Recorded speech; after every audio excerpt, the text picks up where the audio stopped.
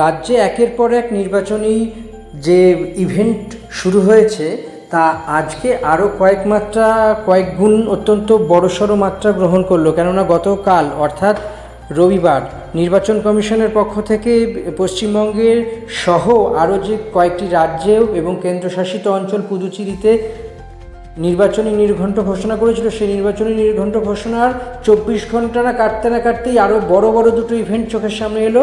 সেটা হলো যে প্রথম ফেজ বা প্রথম তালিকা, নির্বাচনী প্রথম তালিকা পেশ করে দিল বামপন্থীরা অর্থাৎ বামেরা আর সঙ্গে সঙ্গে বিজেপি। তো বিজেপির এই তালিকার সব থেকে বড় চমক হলো আপাতত বিজেপির পক্ষ থেকে 144টি আসনে প্রার্থী ঘোষণা করা হয়েছে। এই 144টি আসনের প্রার্থীর মধ্যে অত্যন্ত গুরুত্বপূর্ণ বিষয় যেটি হলো ভবানীপুরে অত্যন্ত বড় সড়ো ফাইট হতে চলেছে রাজ্যের বিরোধী দলনেতা শুভেন্দু অধিকারী এবং বিদায়ী মুখ্যমন্ত্রী মমতা বন্দ্যোপাধ্যায়ের বিরুদ্ধে।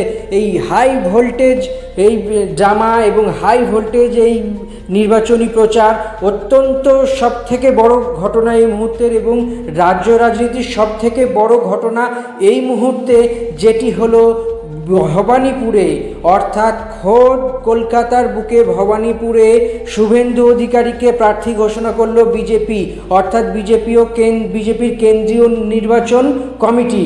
অর্থাৎ এর থেকে পরিষ্কার হয়ে গেল যে মমতা বন্দ্যোপাধ্যায় এবার মিছিলে একটি সভাতে জানিয়েছিলেন যে তিনি প্রার্থী হবেন, ভবানীপুরেই প্রার্থী হবেন। যদিও তৃণমূলের প্রথম পর্যায়ে প্রার্থী তালিকা বা তৃণমূলের প্রার্থী তালিকা মঙ্গলবার অর্থাৎ আগামীকাল প্রকাশিত হওয়ার কথা, তো তার আগেই বিজেপি জানিয়ে দিল যে 144টি আসনের প্রার্থীর সঙ্গে নন্দীগ্রামের প্রার্থী এবং ভবানীপুরের প্রার্থী, অর্থাৎ ভবানীপুরে তো শুভেন্দু অধিকারী দাঁড়াচ্ছেনই, এটি ঘোষিত। একই সঙ্গে মনে প্রশ্ন জাগছে তাহলে নন্দীগ্রাম থেকে কে প্রার্থী হচ্ছে। অন্তত নন্দীগ্রাম থেকে শুভেন্দু অধিকারী এর আগেও জিতেছিলেন, তৃণমূলে সময় থাকাকালীন তিনি নন্দীগ্রামে জিতেছিলেন। গত বিধানসভা ভোট অর্থাৎ 2021-এও তিনি নন্দীগ্রাম থেকে 2000-এরও কম ভোটে জিতেছিলেন। ফলত এবার যদিও সেই মামলা এখনও কোর্টে বিচারাধীন বিষয় আছে, কিন্তু সব মিলিয়ে বলা যেতে পারে অত্যন্ত বড় সড়ো খবর এই মুহূর্তে নন্দীগ্রামে কে দাঁড়াচ্ছে। নন্দীগ্রামে আর কেউ না, বিজেপি যে ঘোষণা করেছে প্রার্থী তালিকা, এই প্রার্থী তালিকা ঘোষণার মধ্যে অন্যতম বড়সড় চমক হলো নন্দীগ্রাম থেকে দাঁড়াচ্ছেন শুভেন্দু অধিকারী অর্থাৎ ভবানীপুর। এই ভবানীপুর কেন্দ্রের শুভেন্দু অধিকারী যেমন মমতার বিরুদ্ধে প্রতিনিধিত্ব করবেন, তেমন নন্দীগ্রামে মমতা বন্দ্যোপাধ্যায় এবার দাঁড়াচ্ছেন না, নন্দীগ্রামের শুভেন্দু অধিকারীর বিরুদ্ধে তৃণমূল কাকে প্রার্থী করে সেইটি হলো সবথেকে বড় বিষয়। আপাতত এখনকার চোখ রাখার মতো বিষয় নন্দীগ্রামে কাকে প্রার্থী করে, সেই বিষয়টি হলো সবথেকে বড়সড় ঘটনা আপাতত। বলা যেতে পারে বিজেপির প্রার্থী তালিকায় এবার চমকের পর চমক আছে, এবং সব মিলিয়েই আরও বড় ব্যাপার আগামী দিনের লম্বা ফাইট হতে চলেছে।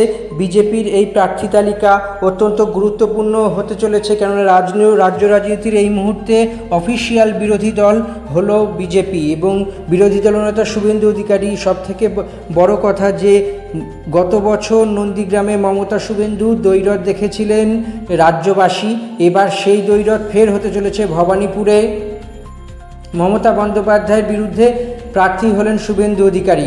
এর ফলে আরও একটি ব্যাপার পরিষ্কার হলো যে বারে ভোটের আগে শুভেন্দু অধিকারী, যে আমাদের ভিডিওতে আগেই দেখিয়েছিলাম, ভোটের আগে বারে শুভেন্দু অধিকারী আসছিলেন ভবানীপুরে এবং দোলের দিনও তিনি ভবানীপুরে এসেছিলেন, এবং ভবানীপুরে আসার পর কি হতে চলেছে, এই সিটটার কি ঘটনা ঘটতে চলেছে, সেটি হল সবথেকে গুরুত্বপূর্ণ বিষয় হয়ে দাঁড়িয়েছিল।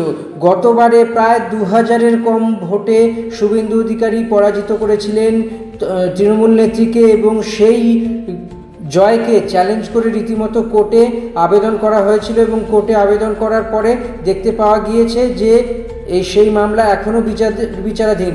সব মিলিয়ে বলা যেতে পারে যে নন্দীগ্রামের গত বছর যে মেগা ফাইট দেখেছিলেন রাজ্যবাসী, এবার সেই মেগা ফাইট আবার দেখতে চলেছেন। এবং সব মিলিয়ে বলা যেতে পারে যে রাজ্যের বিরোধী দলনেতা শুভেন্দু অধিকারী বারে বারে ইঙ্গিতপূর্ণ মন্তব্য দিয়েছিলেন এবং সেই তার যে জল্পনা, সেই জল্পনাতেই আপাতত শিলমোহর দেওয়া হয়েছে।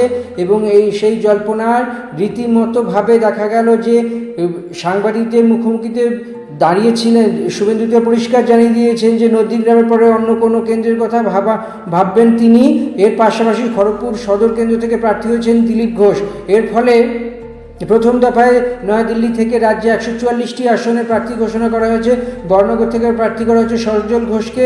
ভাটপাড়া থেকে প্রার্থী হয়েছে অর্জুন সিংয়ের ছেলে পবন সিং। পশ্চিমবঙ্গ বিধানসভার 2 দফায় ভোট হতে চলেছে 2026-এ, একটি 23 এবং অপরটি 29শে এপ্রিল। গণনা হবে 4 তারিখ। প্রথম দফায় 152টি আসন এবং দ্বিতীয় দফায় 142টি আসনের ভোট হবে। টান উত্তেজনার সবার চোখ এখন শুধুই ভবানীপুরে।